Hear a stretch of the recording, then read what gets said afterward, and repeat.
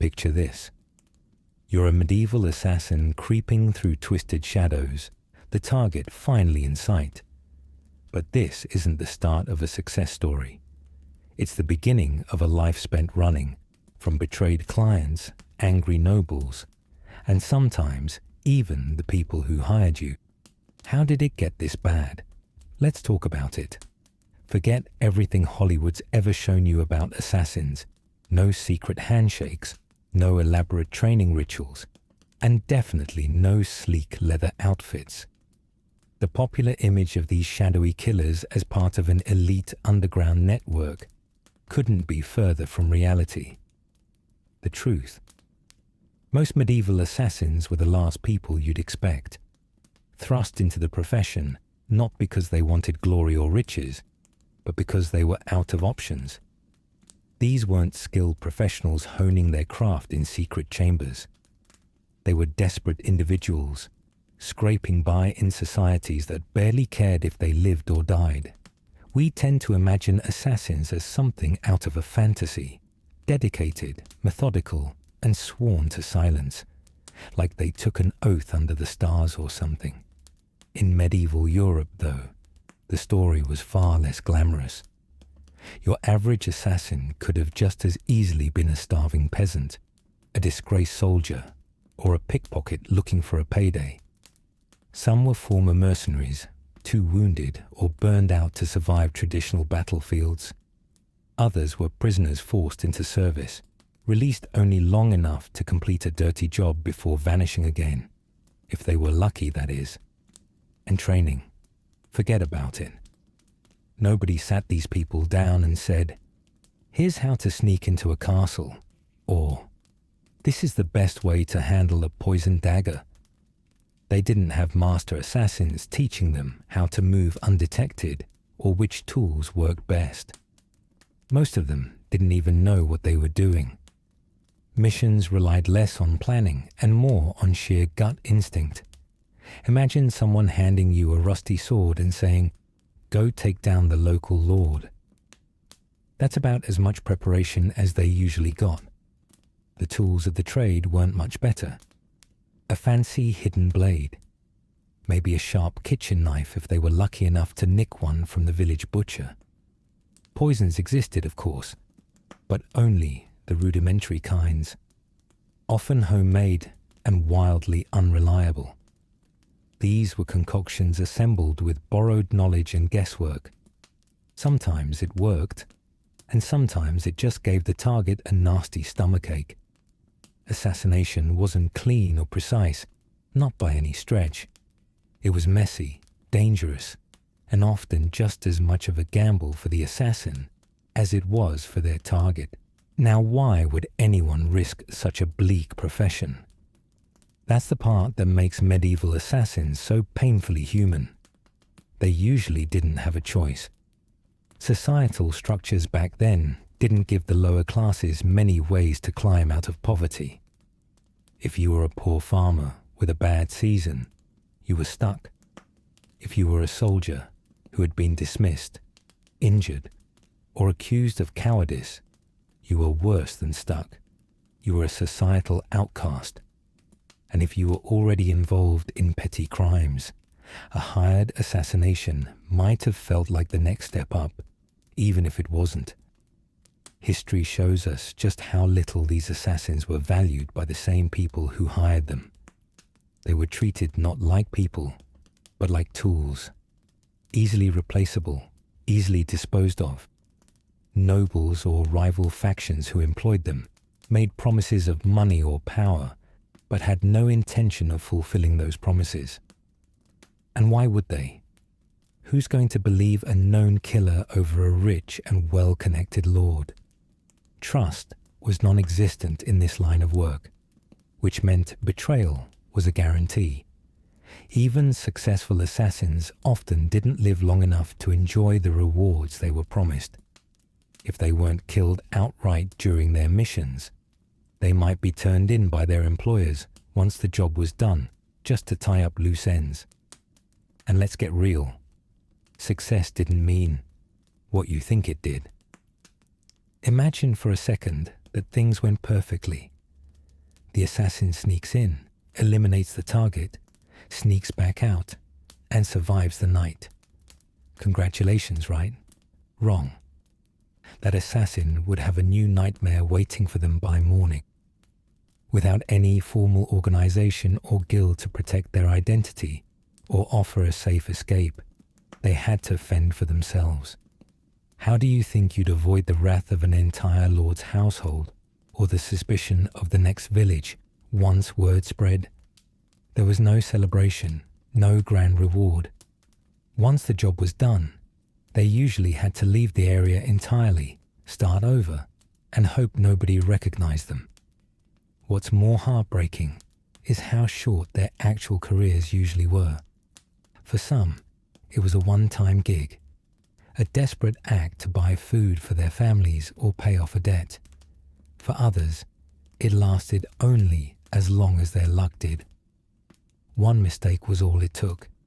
Failure meant getting caught, and getting caught often meant a public and brutal death. But even success didn't guarantee survival. The people who hired them might have tipped off local authorities accidentally, or rivals could trace the assassin's work back to them. In a way, their lives were a constant tightrope walk between life and death, with almost no room for missteps. And as bleak as all this sounds, it's worth considering why they'd take these risks in the first place. The medieval world wasn't exactly forgiving. If a drought wiped out a harvest, people starved. If a war broke out, peasants were the first to suffer. There was no safety net, especially for those born at the bottom. Becoming an assassin was rarely a deliberate career path. It was survival, plain and simple. It's easy to picture assassins as loners, but they weren't born that way. Societal rejection forced them into isolation. Even their limited success came at a cost. Assassins couldn't afford friends, allies, or long-term relationships. Frankly, their reputation made it impossible. Who'd trust someone with rumors of murder following them from town to town? Even the underworld, a space where you might think assassins would find camaraderie, had little room for them. Thieves and bandits might have worked together, pooling resources for more ambitious heists. But assassins were treated like ticking time bombs. Regular criminals avoided them out of fear and suspicion, knowing their very presence could bring unwanted heat. When you add all of this up, it's no wonder survival rates were so low. And those that did manage to avoid an early death weren't much better off. They spent their lives always looking over their shoulders, never stopping long enough to enjoy the quiet safety they probably craved. Their survival was never guaranteed. And peace? That was out of the question. But at this point, you're probably wondering, with nothing going for them, the lack of training, resources, protection, or even a slim shred of trust, how did medieval assassins even survive the job?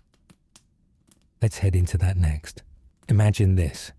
Someone hands you a dagger one day and says, "Good luck." No instructions, no tips, no team to guide you. Somehow, you're supposed to sneak into a heavily guarded space, eliminate a target, and escape to tell the tale. That was the reality of a medieval assassin's training. Well, calling it training might be giving it too much credit. If you learned anything at all, it was usually the result of surviving your first attempt. Everything else, pure trial and error. Here's the thing. There was no handbook for this kind of work. Unlike what the movies would have you believe, assassins weren't part of some ancient organization passing down centuries of elite knowledge. You didn't get years of preparation in stealth or combat. Most assassins began with exactly one qualification. They were desperate enough to try. New recruits, if you could even call them that, weren't guided by mentors in darkened halls or drilled in sophisticated techniques. Instead, their education was what you might call on the job. If you failed, you didn't get another lesson. You didn't even get another day. And let's not forget the tools, or lack thereof. A medieval assassin's toolbox was embarrassingly bare. Forget fancy equipment or custom weapons. What they had was whatever they could steal, scavenge, or improvise from everyday objects. Daggers were a popular choice, but hardly reliable. The blade you carried might be dull, rusted, or poorly balanced, and that's if you even had one to begin with. Sometimes they'd make do with garrots cobbled together from rope or wire.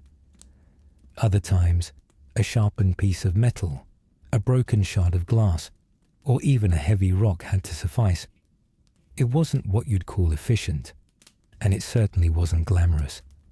And poison? Ah yes, the assassin's signature tool in stories. In reality, it was about as reliable as flipping a coin. Poisons weren't professionally crafted concoctions. They were crude blends of whatever toxic plants, minerals, or even animal parts could be scrounged up. Think bits of hemlock, arsenic dust, or, if you really want to get medieval, toad guts. Dosages were a guessing game. Sometimes you'd mix something just toxic enough to make the target vomit, blow their cover, and increase suspicion rather than eliminate them. If it didn't outright kill, things got ugly.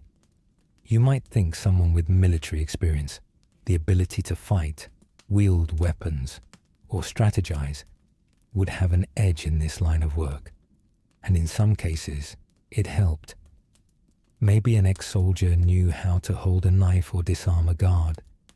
But here's the catch. Nothing about being on a battlefield prepared you for assassination. Soldiers were taught to work in teams, to follow orders, and to deal with enemies in the open. Assassins, by contrast, were on their own, expected to operate quietly, invisibly, and without backup. A soldier's instinct might be to charge or defend, a strategy that gets you killed when the only objective is to disappear before anyone notices you. To make matters worse, stealth wasn't exactly an innate skill for most people. You didn't get lessons in moving silently or hiding in plain sight. Slipping through shadows, improvising a disguise. That took time to figure out, if you lived long enough. The first few jobs were usually disastrous trial runs.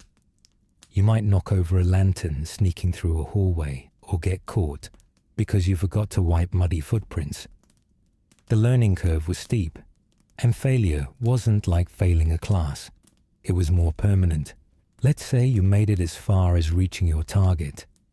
The struggle didn't end there. With unreliable weapons and barely any training, you had to kill fast and quietly. Two things that didn't always go hand in hand. A single miscalculation, even the wrong kind of stab, could turn a clean hit into a drawn-out struggle. If the target struggled or made noise, guards were alerted, and your mission was over before it even began. For these assassins, getting in and out clean wasn't a matter of skill. It was sheer luck, and luck played a role in almost every part of the job. Finding tools, figuring out poisons, or even guessing when and where a target would be vulnerable. None of it followed some brilliant master plan. You'd stake out a place, maybe steal some scraps of information, and hope it all came together at the right moment. Sometimes it did. Other times, you walked into a trap or found yourself improvising wildly just to escape alive. Survival wasn't about strategy. It was about making do with whatever scraps of opportunity existed. The odds weren't great. Think about the sheer pressure of one of these missions. Every single action, from slipping past guards to actually carrying out the kill, was a high-stakes gamble where any mistake could lead to capture. And in the medieval world, getting caught wasn't just life-ending. It was public and horrific. A failed assassin didn't just lose their life. They became a gruesome spectacle, a warning to others not to try their hand at the same dangerous trade. The stakes couldn't get much higher. Even the environment worked against them. Castles, forts, and estates weren't exactly designed with ease of access in mind. Navigating these spaces meant dealing with locked doors, iron gates, and watchful guards strategically placed to spot intruders. And while stealth might work in the dead of night, many assassins didn't get that luxury. Sometimes you had to attempt an attack in broad daylight, relying on disguises that only worked if no one looked too closely, which, as you can imagine, wasn't very often. And of course, there's the human factor. Assassins weren't robots. They panicked, they hesitated, they made errors. Maybe they moved too soon or waited too long. Maybe they underestimated a guard or misjudged the target's routine. Every second, every step was a chance for something to go wrong. And more often than not, something did. The lack of preparation turned every job into a coin toss, with your life depending on how it landed. Every tool you carried could fail. Every plan you made could fall apart. Survival felt less like an achievement and more like a fluke. There was no backup, no redo, no second chances. Assassins only got as far as their luck carried them, and when that ran out, so did they. The reality of their tools and training, or the absence of both, only added to the impossible odds they faced. Crude weapons, unreliable methods, no formal instruction, and constant danger. Their lives were defined by resourcefulness, desperation, and a whole lot of risk. The truth is, they weren't the silent professionals of legend. They were people scrambling in a chaotic world, often one step away from death. And yet, as if this wasn't enough, there was one final twist in their short, grim careers: betrayal. We've talked about the dangers of the job itself, but what about the people who hired them? The truth is, clients weren't always as trustworthy as they seemed, if they seemed trustworthy at all. Let's look at how trust, or the lack of it, ruled their lives. The people who hired assassins during the Middle Ages were often the same people plotting their downfall. It's ironic, really. The person handing over a job also had a knife ready to stick in the back of the assassin the moment they were no longer useful. If you thought sneaking into a heavily guarded castle was dangerous, imagine working for someone who saw you as nothing more than a temporary inconvenience. Nobles, bishops, merchants, rival factions. They were the usual clients, and despite all their power, they rarely felt any loyalty toward the people they hired for these dirty jobs. Why would they? You don't need to keep a tool around after it's done the job. Here's how it worked. Say a baron needed to remove another lord who'd been encroaching on their land. They couldn't just launch an all-out attack, not without drawing attention from the king or the church, both of whom didn't take kindly to open warfare among their subjects. Hiring an assassin solved that problem, in theory. A few coins exchanged in the shadows, a vague promise of more once the deed was done, and the baron could sit back while their rival suddenly disappeared. This was a convenient solution for one party, the one sitting comfortably in a stone manor while someone else risked their life. The assassin, meanwhile, got the short end of the deal. They had to trust a client who, in most cases, would rather not have to pay them at all. Why shell out serious money when it's so much easier to eliminate the person demanding it? If the assassin managed to complete the job, and that was a big if, they'd often find themselves staring down the business end of a sword when they came to collect their reward. Betrayal wasn't just a possibility, it was practically the rule.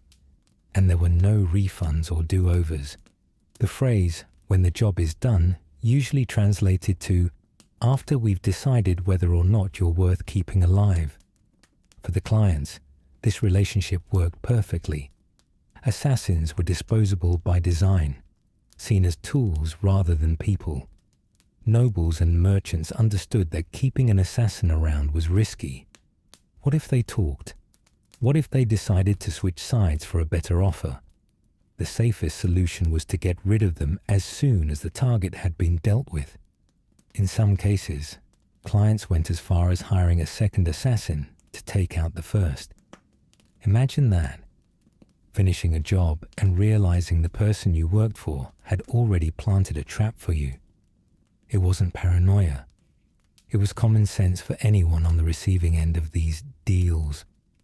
And yet, for assassins, the temptation of even the slimmest chance at payment kept them coming back. They didn't exactly have many options.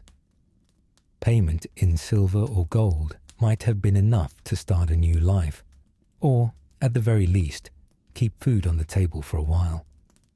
But the reward was rarely as grand as promised, assuming they even got paid.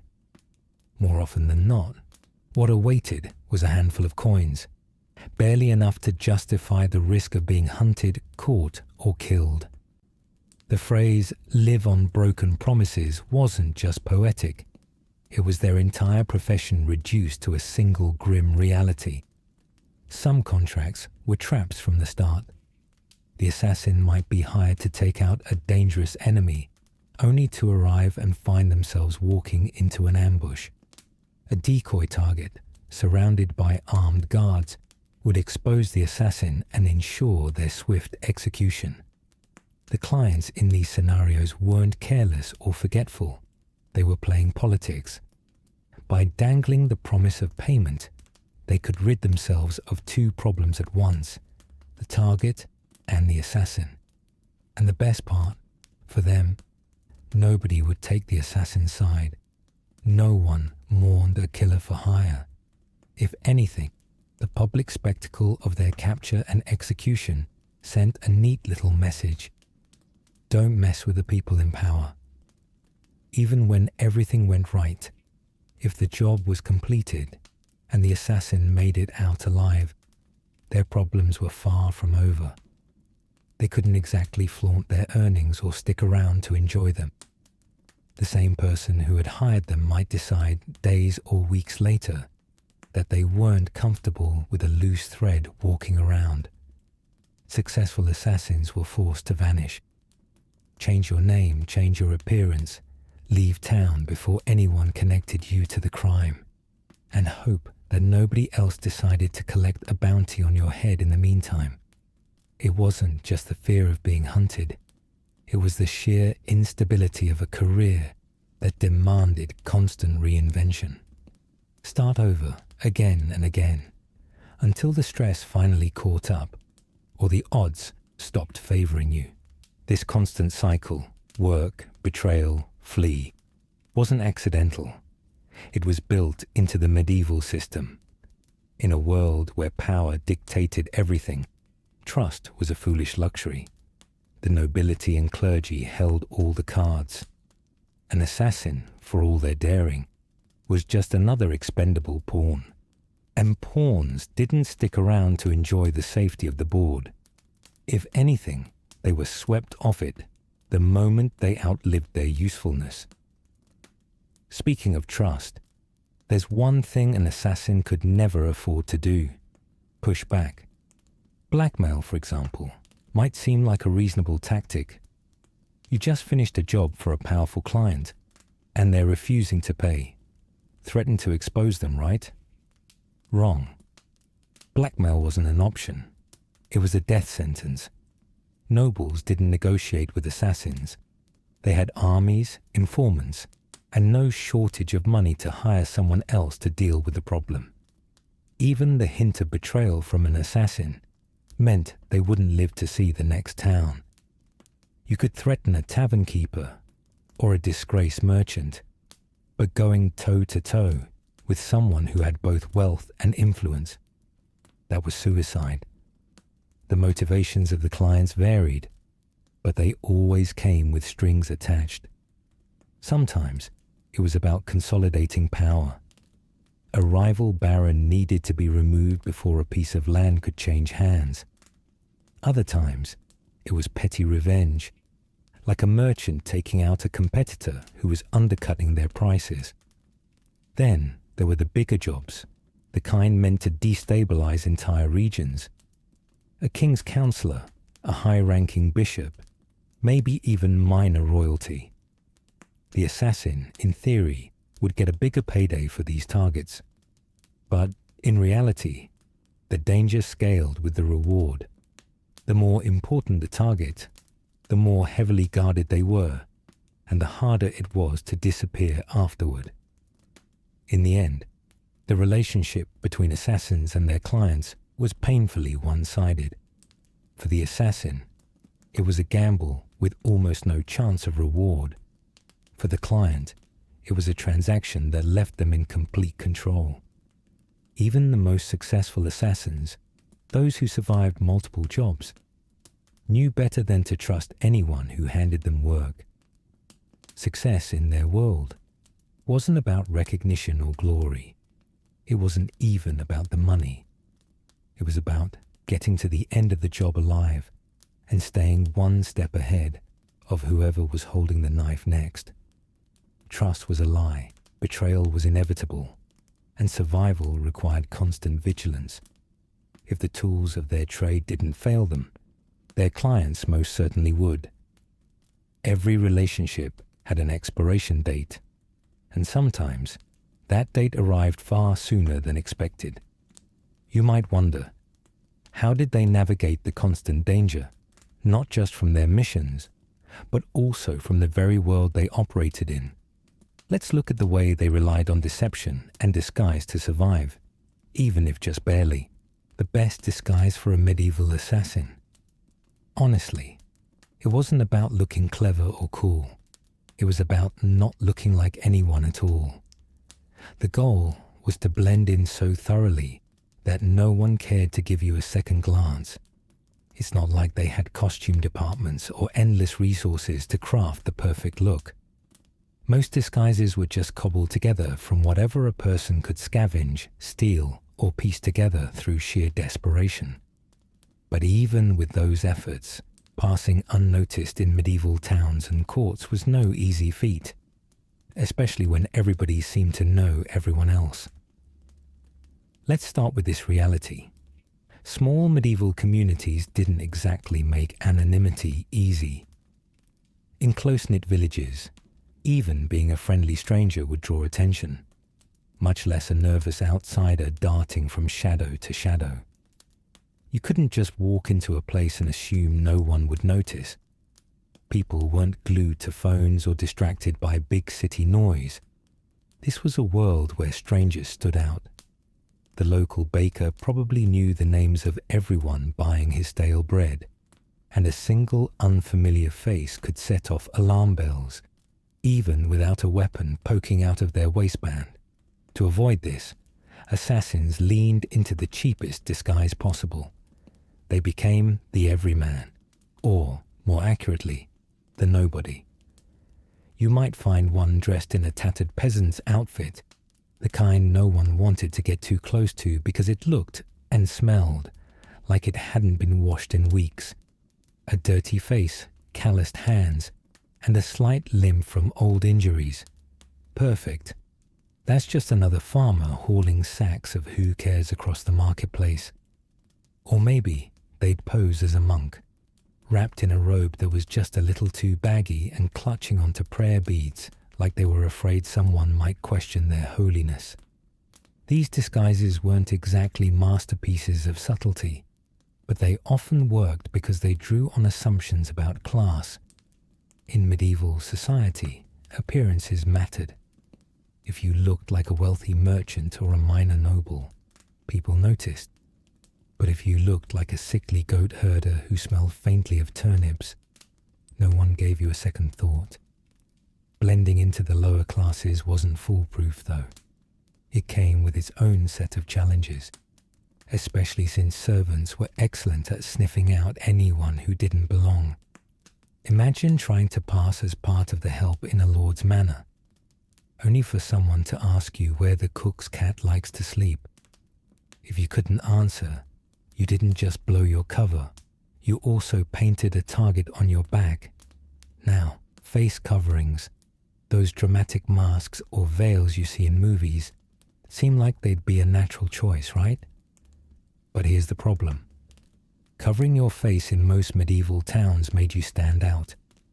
A hood or scarf might be fine in the cold, but a full mask? You might as well tattoo "I'm suspicious" across your forehead. If someone did cover their face entirely, they risked being mistaken for a leper. And while that meant most people wouldn't want to touch them, it also meant they couldn't linger without raising questions. The goal wasn't to scream mystery or danger.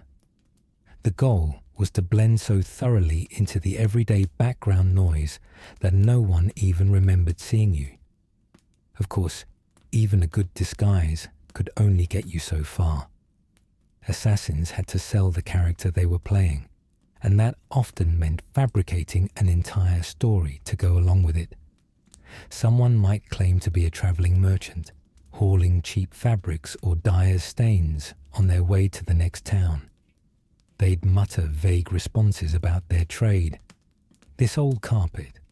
Oh yes, it's, imported." Or scrape together religious excuses when questioned. "Yes, Brother Tobias," they might say solemnly, "devoted to silent prayer and, rooftop maintenance." Lies like this only worked if you didn't overthink them, but they bought just enough time for the assassin to move on. The trouble was, even when a disguise worked, keeping the act together for hours, or even days, was a different story. Picture this. You're standing in a crowded banquet hall. Your target is just across the room, sipping wine and laughing with courtiers. You're dressed as a servant, pretending to be completely uninterested in everything, memorizing every move your target makes. And then someone asks you, "Hey, where's the bread tray supposed to go?" If you fumble or hesitate for even a moment, if you don't know exactly how to mimic the other servants, you're done. The smallest slip could blow your cover. Speaking of blending in, let's talk about class. An assassin's ability to pass unnoticed often hinged on how well they could mimic different social roles. Posing as a peasant or a common worker was one thing.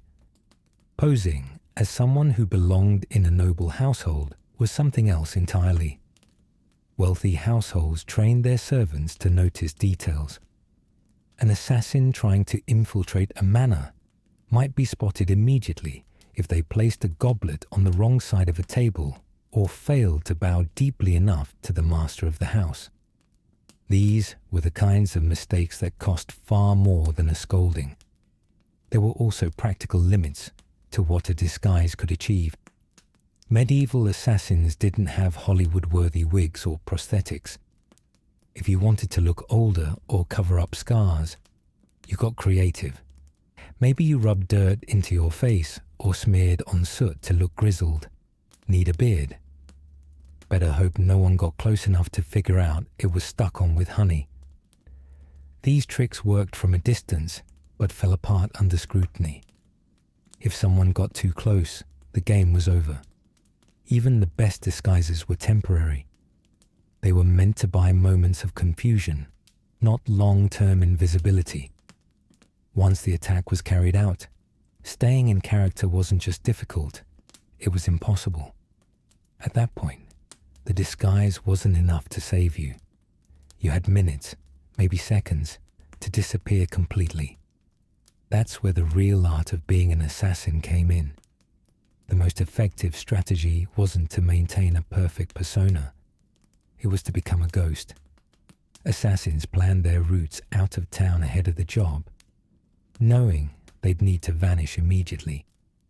They'd shed their disguise, ditch incriminating items, and slip into the shadows, moving on to a new identity and a new town as quickly as they'd arrived. Failure wasn't forgiving. If someone saw through your disguise before or after the attack, there was no second chance. The moment suspicion fell on you, the odds of escape dropped to almost nothing. Getting caught meant public punishment, horses drawn into elaborate executions, or, at the very least, a noose in front of the townsfolk. A bad disguise didn't just cost the mission, it cost the assassin's life and quite possibly their reputation as well. Nobody wanted to hire the guy who got caught while claiming to be a leper selling holy water. And yet, despite all of this, medieval assassins relied on disguises because they had no other tools to protect themselves. Their best weapon wasn't their blade or poison. It was their ability to become invisible.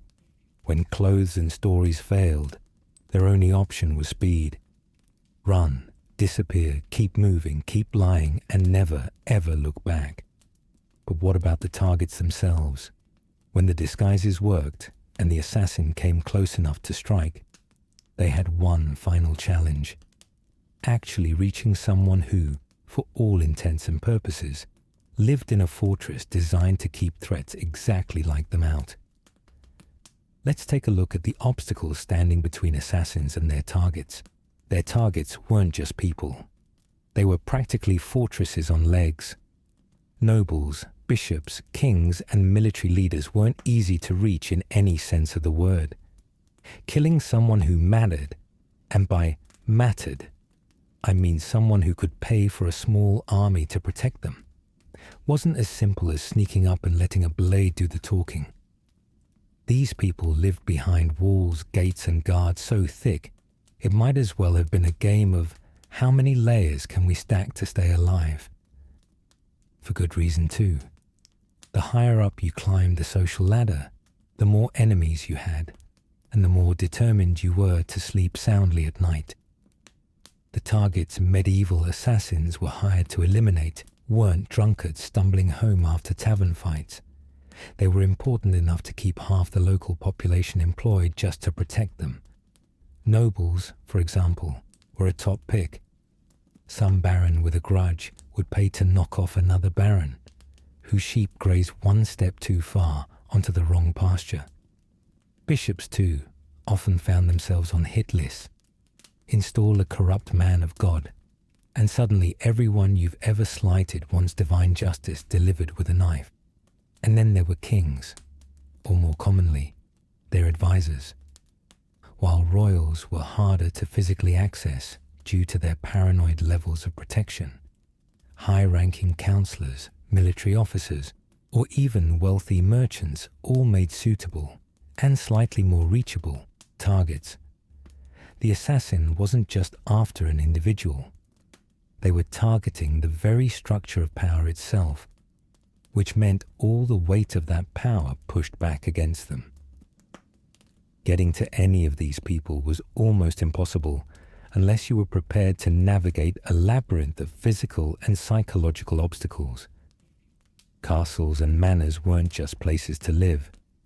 They were fortresses where every door, window, and hallway was designed to funnel intruders into traps. Gatehouses, for example, weren't just a grand front entrance.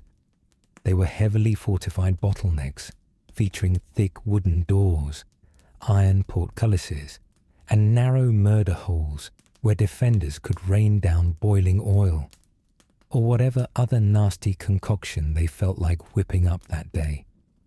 Then there was the moat. A classic, sure, but it did the job. Most were filled with water, though some added unhelpful extras like jagged stakes. Crossing one undetected, not exactly a walk in the park. Let's say you managed to get through all that. Congratulations. Now you're in the middle of a maze.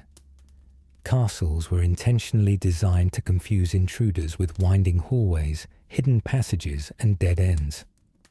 These weren't accidents or architectural quirks. They were defensive features built to buy time for guards to get into position. This meant that assassins often spent days, even weeks, studying layouts and routines. They learned which door creaked too loudly, how fast the guards on shift paced their routes, or exactly which stair squeaked under the weight of a boot. This wasn't just an idle pastime. It was their survival. A single misstep could signal the beginning of the end. Of course, the guards weren't exactly slacking on the job either. Castles and manors were swarming with armed men whose entire livelihood depended on keeping their employers alive. These weren't lazy night watchmen snoozing on the job. They were trained killers themselves, trusted to spot anything amiss. And if your life as an assassin wasn't tricky enough, you had to consider the human element, patterns, noises, and behaviors. Guards weren't just barriers. They were predators hunting for intruders, and you, desperate, fretting, caught in the wrong shadow, were the prey. Even worse, the staff inside the castle posed just as much of a threat as the sword-wielding guards outside of it. Servants, cooks, stable boys, and even laundry maids moved around like clockwork. They knew every face that belonged there and every schedule down to the last second.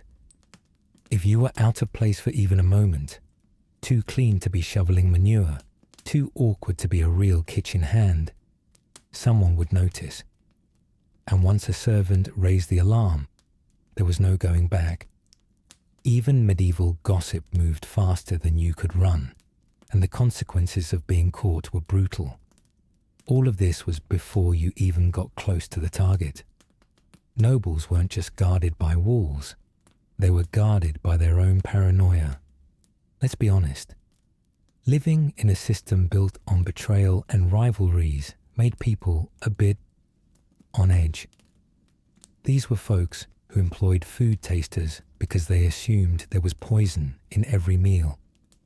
Their bedrooms were sealed up tight with multiple locks and sometimes traps, just in case someone got bold enough to try breaking in while they slept. The most cautious took it further, sleeping in different rooms each night or using decoy beds.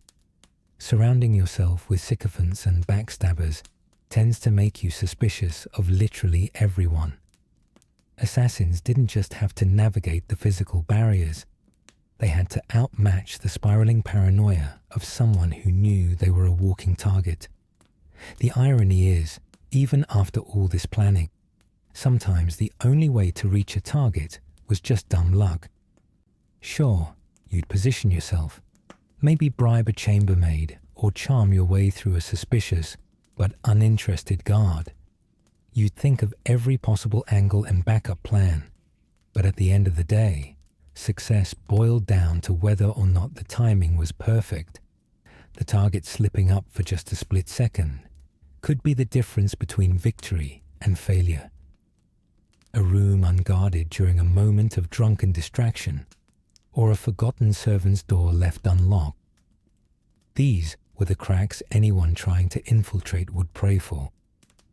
And cracks that small didn't appear often. But let's say you did get the opening you needed. After weeks of planning, sitting through mind-numbing boredom, disguised as the quiet guy sweeping the floors, your chance arrives. One shot. That's it. The high stakes didn't leave room for nerves. You had to act precisely and quickly, because if that moment slipped through your fingers, you didn't just lose the job, you lost your life. If you failed to finish the job before being discovered, you'd be hauled out for what came next, a very loud, very public example of what happens to hired killers. Failure didn't just mean death. It meant executions so gruesome they'd be talked about for years. Whether it was hanging, drawing, quartering, or something even less pleasant, the idea was clear. Don't try this again. It didn't matter if you were remorseful or desperate. The audience wasn't there for nuance. So why do it? Why take on jobs with a near impossible chance of success? In many cases, the answer was the same. Money, survival, and maybe the hope of a better life. Though that last one feels bitter when you think about it. The jobs may have ended in success or failure, but they almost never ended with true security. And for the few who survived long enough to reflect, they found themselves isolated, tethered to a profession that demanded more detachment than any one person should endure. But wait, Many of these killers didn't just fight guards, walls, and paranoia. They also had to worry about getting cheated out of payment. What happens when you risk death for a bag of coins, only to find betrayal waiting instead?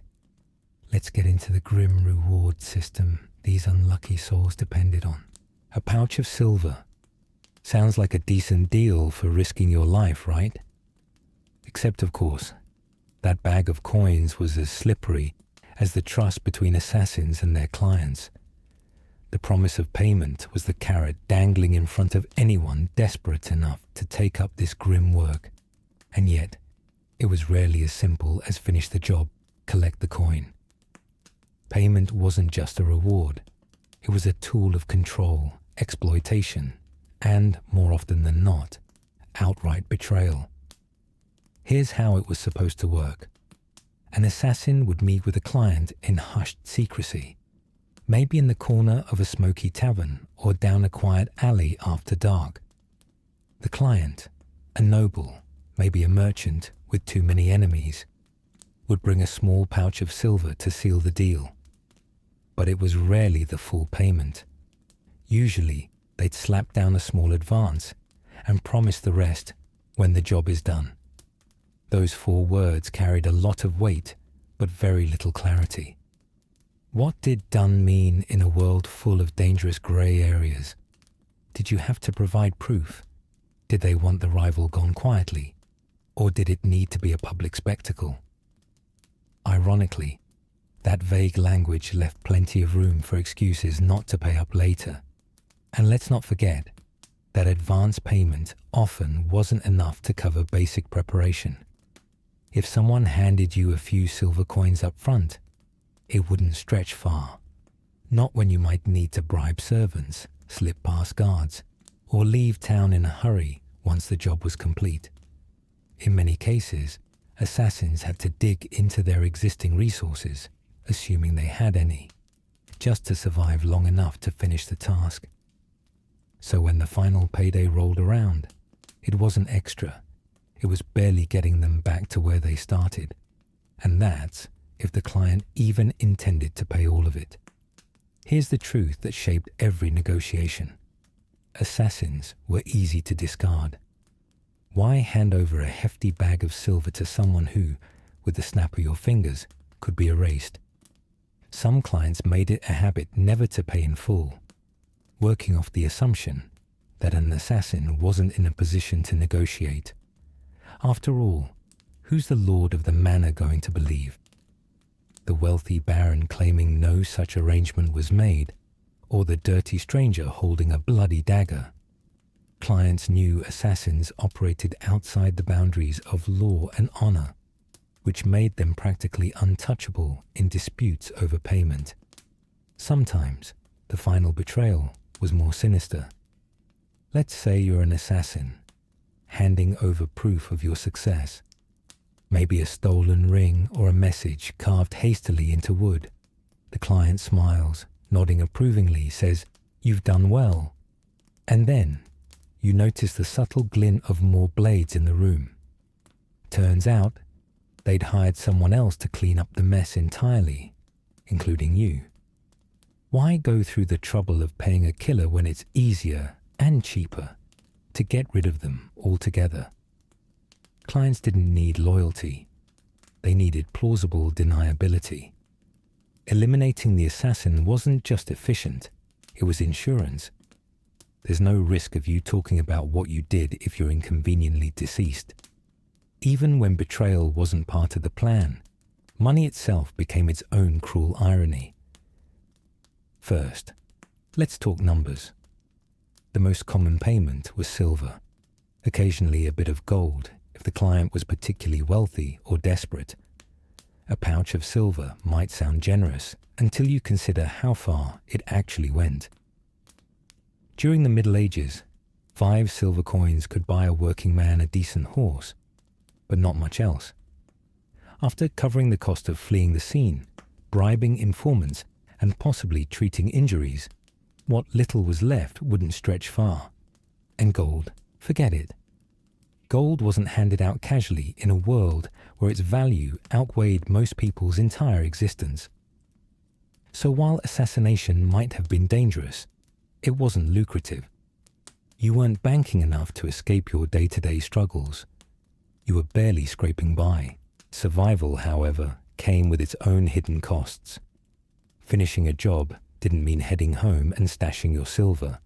It meant leaving, packing up whatever belongings you could carry, walking away from whatever life you'd built, and starting over in a place where no one recognized you.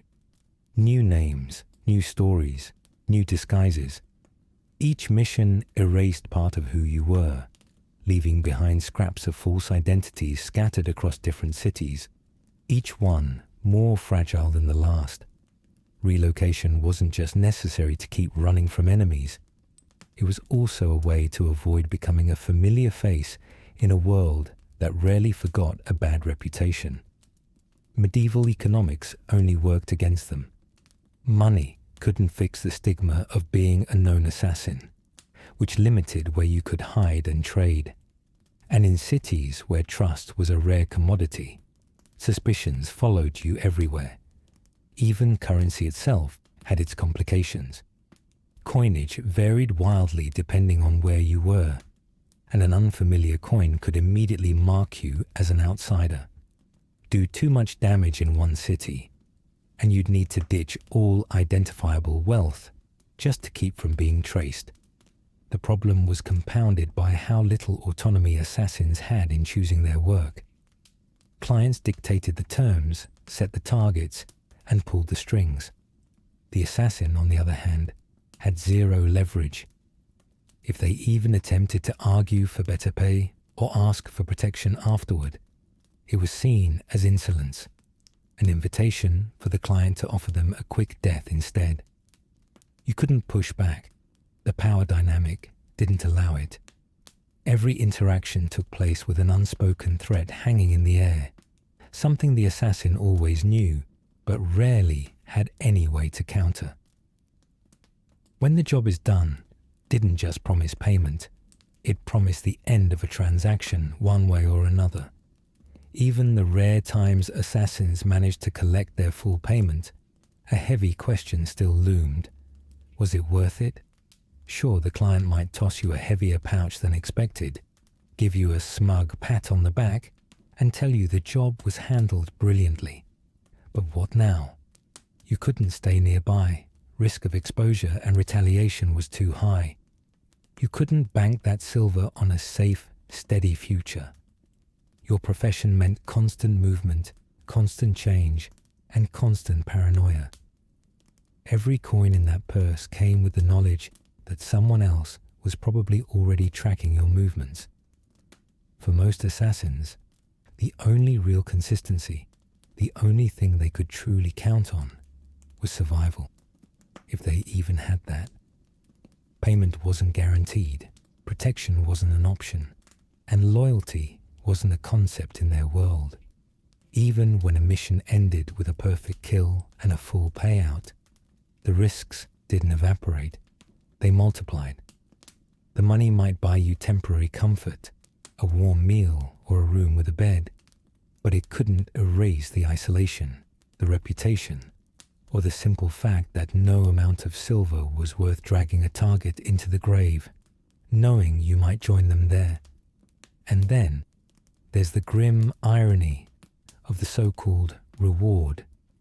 After taking on impossible odds, dodging betrayal at every turn, and walking away, if they were lucky, with a handful of silver, assassins were simply expected to vanish again. They couldn't stick around and enjoy the fruits of their labor, if you can even call it that. The cost of doing business was not just measured in betrayal or coins. It meant giving up any shot at stability, belonging, or peace of mind. The shadow they became wasn't just a disguise, it was their entire existence. But what happens to the rest of their lives if survival keeps them moving for long enough? How does a person carry on a career like this? Isolated, hunted, and trapped in a non-stop cycle of violence and invisibility. Let's take a closer look at what it meant to live with nothing but shadows for company. No guilds, no allies, no one to trust. Just shadows and silence. That was the life of a medieval assassin. Isolation wasn't just an occupational hazard. It was the entire foundation of the job. To survive in a world built on paranoia and betrayal, assassins had to stay hidden, stay secretive, and stay far, far away from any kind of connection. Relationships, whether with friends, lovers, or even other criminals, weren't just a luxury they couldn't afford. They were outright dangerous. Secrecy wasn't just their greatest weapon. It was their only true companion. Being alone protected them. The fewer people who knew their identity, the longer they lived. Anonymity was their armor, but it also came at a devastating cost. Imagine never being able to trust anyone, not even for a second. Never leaning on a friend or confiding in a partner because, deep down, you knew that all it would take was one slip of the tongue, one wrong guess, for everything to fall apart. Your life wasn't just lonely, it had to stay lonely. The irony, though, is that the same isolation keeping them alive also made their existence nearly unbearable. Let's take medieval villages, for example. These tiny, tightly woven communities didn't make it easy to blend in. Most people knew each other by name, or at least by face, making strangers stand out immediately. An assassin, already doing their best to avoid suspicion, couldn't afford to linger anywhere too long. One wrong interaction, a servant noticing you were just a little too quiet, or a farmer wondering why you seemed too well fed for someone dressed in rags. And suddenly, the whispers would start. Worse yet, people feared what they didn't understand, and assassins practically radiated suspicion. It wasn't just that they were outsiders. They were seen as cursed, unholy, the kinds of people who whispered to demons or dabbled in dark magic. This reputation wasn't easily shaken. Even rumors of assassin-like behavior could lead to accusations or even violence. Let's say there'd been a sudden death in town. A man falls from a wall, or a local noble collapses after dinner. People didn't need proof to conclude there had been foul play. Assassins, to most medieval minds, weren't just professional killers. They were practically walking bad omens. That level of superstition made it nearly impossible for them to settle down anywhere. They were always moving, always watching, and always scanning the horizon for the next person who might turn paranoid eyes their way. And speaking of eyes, even within the criminal world, assassins couldn't seem to catch a break. You'd think the company of thieves or smugglers would give them some sort of camaraderie, a shared sense of danger or rebellion. Not quite. Assassins were considered liabilities, even among the worst kinds of criminals.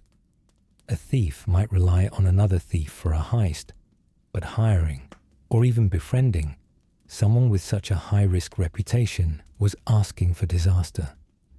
Nobody wanted to have their face associated with the killers, if it meant a mob with pitchforks might come knocking in the middle of the night. This meant assassins were entirely on their own. No allies, no support systems, and none of those legendary brotherhoods we like to imagine. The whole idea of secret assassin guilds, pure fiction. Outside the tavern whispers, there was no organized safety net for killers, no network of shadowy figures exchanging tips or connections. They were entirely self-reliant, which made them resourceful, but also incredibly vulnerable. Without a group to back them up, even minor mistakes could spiral out of control. If you were unlucky enough to get cornered, there wasn't a secret handshake or some underground system to bail you out. It was just you, your wits, and maybe whatever stolen knife you had in your pocket. Because of that, assassins couldn't form friendships or partnerships, even with other assassins, Let's say two killers cross paths. What happens next? Do they trust each other? Work together? Hardly. Each one would immediately assume the other was there to kill them. Solitude worked because it was safer. Getting close to someone, whether it was another criminal, a friend, or even a romantic partner, opened far too many doors to betrayal. Imagine your closest companion suddenly realizing who you really were and deciding the ransom for your name was worth more than your friendship. That's the kind of paranoia assassins had to carry with them everywhere. Even in the rare moments when connection seemed possible, reality quickly set in. Let's say an assassin, exhausted by years of travel, managed to strike up a romance. Maybe they found a partner willing to turn a blind eye to late nights, unexplained bruises, and the occasional blood stain on their tunic. But curiosity always won out eventually. Questions like, "Where were you last night? What do you really do for work?" would bubble to the surface over time. The truth is, no real relationship could withstand the constant facades, the lies, and the growing personal risks. Emotional connections weren't just inconvenient. They were a direct threat to survival. The pressure to erase themselves wasn't just emotional, it was physical too. Assassins perfected the art of disappearing, both socially and literally. They avoided inns and taverns if they could, and when they couldn't, they'd pick the darkest corner of the room, always with their back to the wall, never lingering in one place long enough to leave an impression. Even their names were temporary. Many operated on a system of aliases, cycling through identities until their real name became meaningless.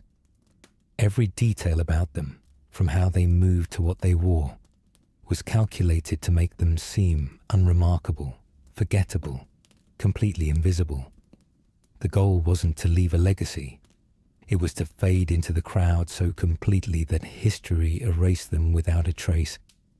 It wasn't just about blending in, though. Escaping suspicion meant understanding human behavior in ways most people never needed to. Assassins had to read people constantly. The way their eyes shifted, the tone in their voice, the hesitation in a handshake. This constant hyper-awareness wasn't just mentally exhausting. It was isolating. Trying to outthink everyone around you all the time meant you could never fully relax. It's hard to enjoy companionship when you're constantly calculating whether the person sitting next to you might try to kill you. And even when they tried to escape their isolating existence, societal stigmas dragged them right back. You couldn't just turn off a reputation like that. On the rare occasion that an assassin decided to leave the life behind, they couldn't exactly settle into a quiet countryside cottage and bake bread for the local fair. Any attempt to integrate into normal life would risk someone recognizing them. A merchant who saw them passing through years ago, or a servant who spotted their face flickering in lamplight. If even one person pieced together their hidden identity, the house of cards collapsed, forcing them to pack up and vanish yet again. This constant erasure, the endless need to move, to watch, to stay anonymous, took its toll. For most assassins, there was no endgame. Survival itself was the only reward, and even that wasn't guaranteed. The legacy they left behind wasn't one of glory or wealth, but rather silence. No stories written, no names etched into stone. If you succeeded as a medieval assassin, your job wasn't to be remembered. It was to disappear. But of course, what happens when they couldn't vanish? When one slip, one crack in their carefully guarded armor, brought all that isolation to a brutal and very public end. For assassins, failure didn't just mean death. It meant becoming the ultimate cautionary tale. Let's talk about what happened when a job went wrong and the shadows weren't enough to save them. One mistake. That's all it took. not just to fail the mission, but to turn your life into the latest episode of public medieval theatre. Imagine this. You slip up. Maybe you're spotted before you even reach your target. Maybe you hesitate for half a second and the guards react. Or worst of all, maybe you complete the job, but it's messy, and someone lives to tell the tale. Whatever the cause, failure meant the end, and it wasn't going to be quiet, quick, or clean. It would be a show for everyone. The medieval justice system didn't believe in subtlety when it came to punishments, especially if you were someone who dared to operate outside of society's rules, like an assassin. Caught in the act or turned in after a botched attempt, you didn't just face execution, you faced obliteration. Your life, your identity, whatever reputation you thought you had, erased in one brutal public display designed to make you an example. Sound excessive? Sure. But it wasn't just about punishing you. It was about sending a message to everyone else who might have been considering a similar path. Miss the mark on your target, and the whole dynamic shifts. Suddenly, you're no longer the hunter. You're the hunted. Your invisibility, the very thing keeping you alive, collapses the moment someone points a finger your way. Descriptions of your height, build, or even the cut of your cloak spread fast through taverns, marketplaces, and courts. Crude sketches might not have captured your exact likeness, but they didn't need to. Combined with the buzz of rumor, it was enough to keep village eyes sharp and guard patrols tighter than ever. And here's the worst part. Failure didn't just make you vulnerable to the target's wrath. It also put you at risk from the person who hired you. That's the thing about medieval clients. They didn't exactly handle disappointment gracefully. The moment you failed, you became a liability. Loose ends were dangerous, and you were the loosest end of all. Maybe the client worried you'd expose their involvement, or maybe they figured putting out another contract, this time on you, was cheaper than tying up legal witnesses or cleaning up political fallout. Despite all the cunning and calculation it took to be an assassin, failure stripped that illusion of control in an instant. You were forced to flee, knowing full well that betrayal was already in the air, coiling around you like smoke. But if you didn't make it far enough, and let's face it, most didn't, the real horror began. When medieval authorities captured an assassin, the proceedings almost felt rehearsed. First came the interrogation, where any names you hadn't already burned into memory disappeared the moment the hot irons, racks, and skin-pulling instruments made their appearance. Torture wasn't just about gathering information, though. It was as much about spectacle as the execution itself. The goal wasn't simple justice, it was humiliation. The audience didn't just see you as a criminal. They saw you as broken, stripped of every shred of the mystique that always seemed to surround assassins in whispers.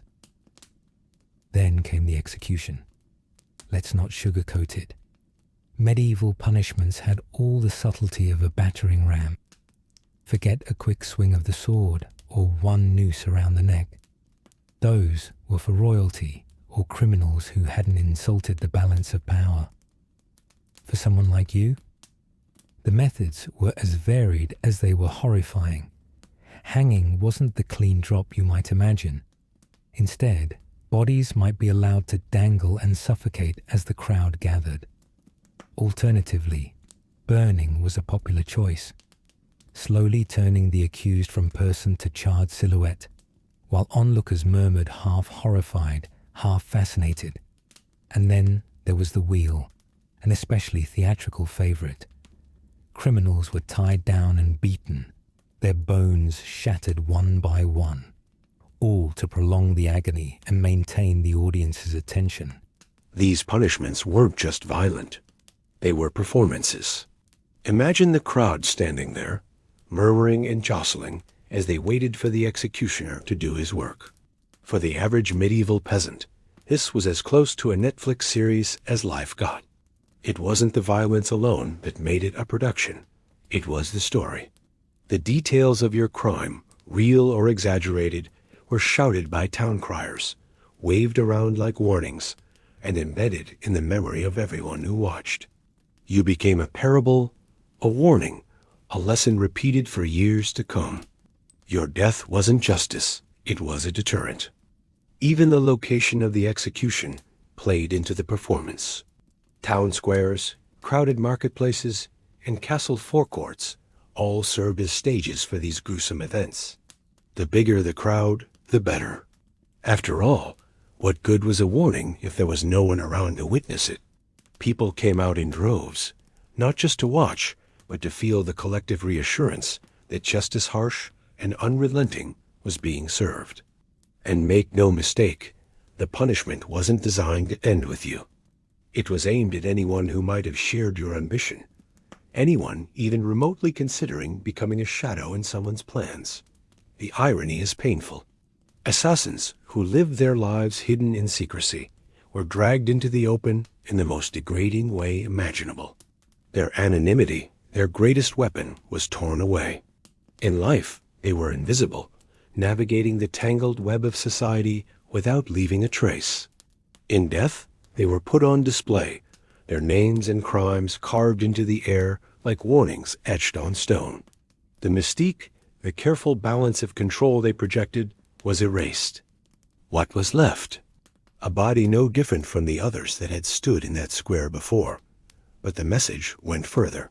Not only were assassins disposable, easily erased by clients and society alike, but their profession itself was painted as cursed, unworthy, and vile. A killer caught and punished didn't leave behind inspiration or fear. They weren't even remembered as the villains of a cautionary tale. Confession under torture only confirmed what everyone already believed. The existence of people like them made society worse, even if their targets were corrupt nobles or ruthless merchants. It wasn't just their names that disappeared. Their stories, too, were purposefully buried. As the audience dispersed back to their homes, they didn't take away the myth of an elite operative or the cunning of a professional killer. They left with murmurs about what happened to people who crossed the wrong lines. Don't be like them, the story whispered. Don't end like this. And then, just like that, they were gone. Forgotten beyond the rumors that were retold in the taverns or passed along by the street criers. They weren't memorialized. They had no legacy by design. While the spectacle etched their failure into the minds of the living for a short time, it didn't last. Over time, even those images faded, replaced by new criminals, new stories, and new executions for the next grim chapter of medieval life. But perhaps the cruelest twist? A failed assassin might spend their life trying to avoid being anyone's pawn, only to become the ultimate tool in their death, a showpiece to reinforce the power of lords, kings, and the system they fought to undermine. Their shadows were replaced with the blinding light of public disgrace, leaving behind nothing noble or sinister, just emptiness. And yet, in a profession where failure erased everything, success wasn't quite the victory it might seem. After all, if this was the price of failure, what could succeeding possibly offer? Let's take a closer look at the strange, empty reward that came with being a successful medieval assassin. Even success wasn't the end.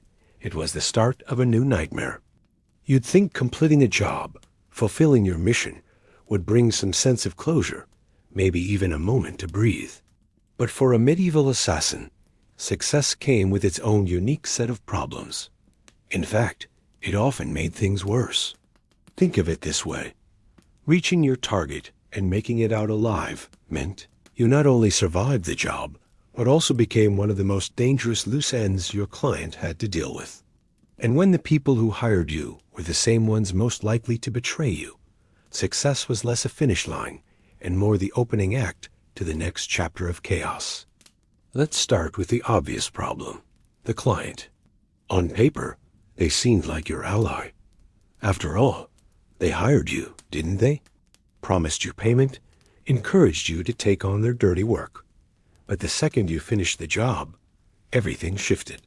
Suddenly, you weren't a means to an end anymore.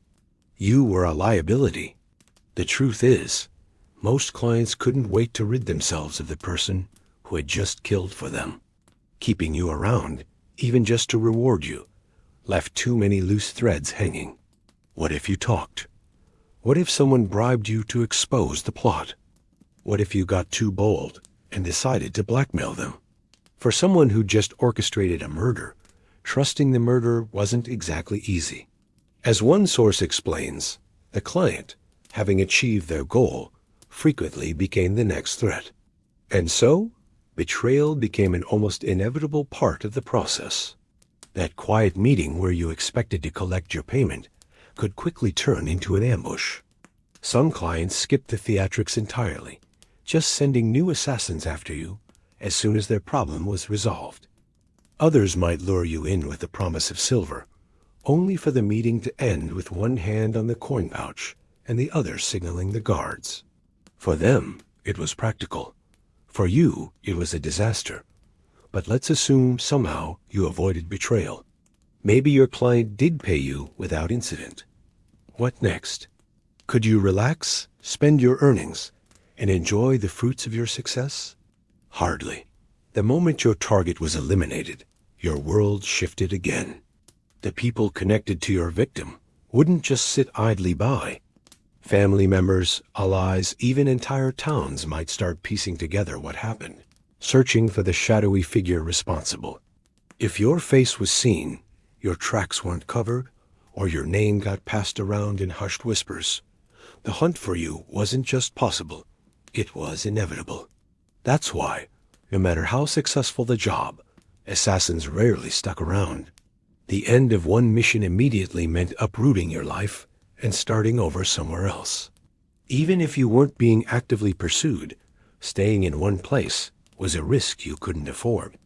If someone recognized you or connected your presence to any suspicious deaths, it would all come crashing down. And so you left. Always. Sometimes it was as simple as crossing into the next village and slipping into the background there.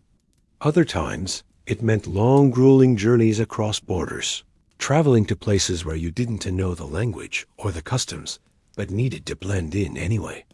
Relocation wasn't just part of the job, it defined it.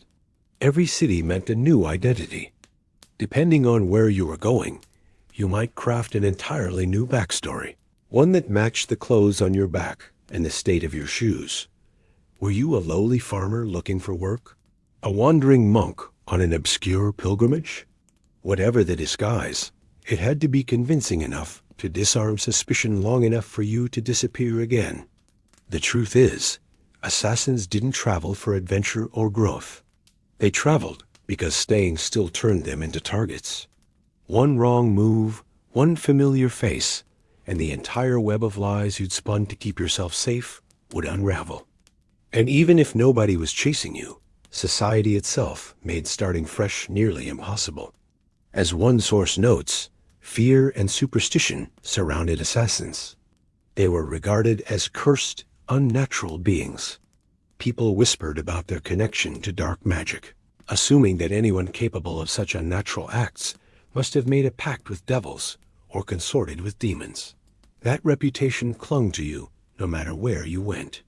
Try as you might to blend in, suspicion seemed to cling tighter than any disguise ever could. You might not be caught, but you'd never truly belong. This constant movement also made it impossible to form any lasting connections. Other people, whether they were allies or merely neighbors, posed too much of a risk. If you got too close to someone, they might pry into your secrets. If they discovered them, they might betray you.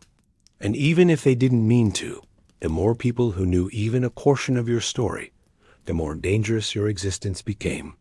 You didn't just live in solitude because you wanted to. You lived in solitude because it was the only way to stay alive. But there was another layer of pressure, one that went beyond the risks of betrayal or discovery. Success for assassins often came with the expectation that they'd disappear, not just in the literal sense, but in a way that made their very existence fade from memory. Clients didn't want heroes or villains, people who might brag about their accomplishments or be remembered in taverns years later.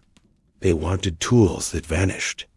As another source explains, the assassin's name was never remembered, a deliberate step taken to ensure the crime could never be traced back to its source. Even the most skilled assassins, those who carried out the most high-stakes hits, were reduced to whispers. Their actions might have shaped entire political landscapes, but their identities were buried the moment the deed was done. They were intended to be invisible, not just in their work, but in the aftermath. This deliberate erasure wasn't just a form of protection for the client. It was also a grim commentary on the assassins themselves.